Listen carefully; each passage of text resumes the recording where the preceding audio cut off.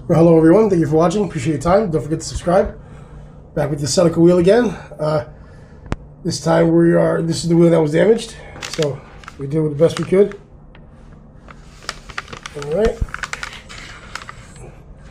Doesn't look too bad. So we got our good old primer. Alright. Good old coastal gray. Satin. And then we'll go with the matte clear so it stays dull.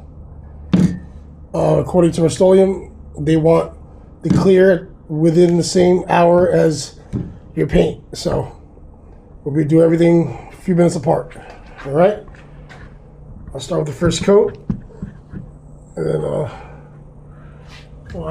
of the primer, and then we'll go from there. I can't record the whole thing the whole time. So more than enough. You guys get an idea how to do this. Make sure you lacquer thinner the whole thing. And 10 inches away at least, don't worry, 6'10". Sweeping strokes.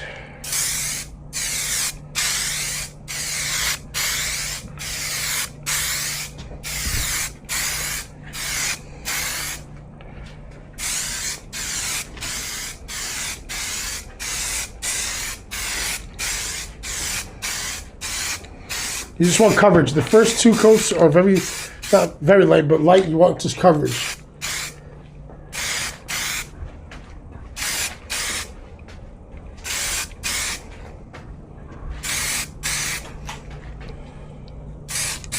Okay. Make sure you get inside there.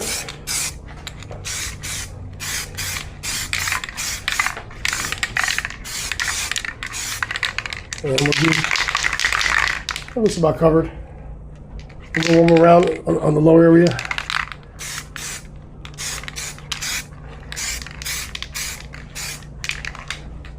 And that should do it for the primer. You don't go crazy. Even that's kind of thick. I'm happy with that. All right. And we'll come back with color and clear. Thank you for watching.